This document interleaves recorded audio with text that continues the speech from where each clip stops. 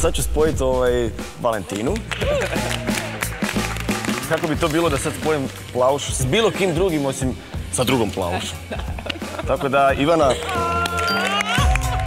Što Plavuša radi u vojsu? Pa pjeva. Drugom Plavušom. To će biti pravi fight iz razloga što ćete pjevati Skunk Nancy, Squander.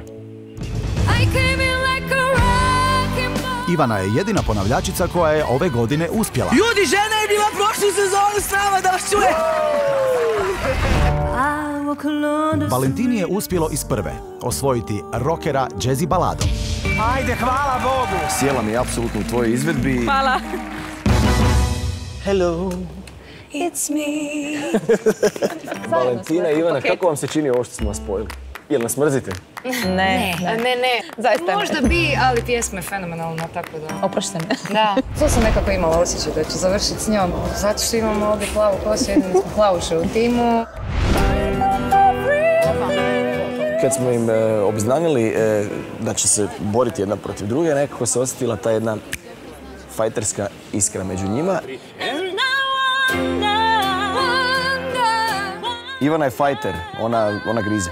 Ja mislim da će ona biti bolja. Ja ne mislim ništa još uvijek. Super, mogla si reći ono, kao ja mislim da će ona biti bolja. Sviđa mi se što je Valentina Ivani ravnopravna. Jedna drugu pobijajte sa tim Wonder, da to bude konstantno. Wonder, ono ponavljanje.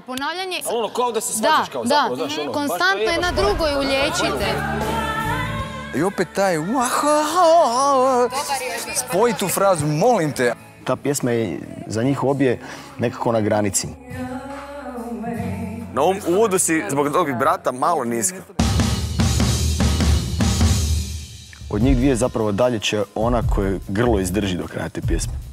Bez obzira na taj fajterski duh, bit ćemo si podrška. Ponjeće nas publika, ponjeće nas band, ponjeće nas euforija. Biće to prava borba.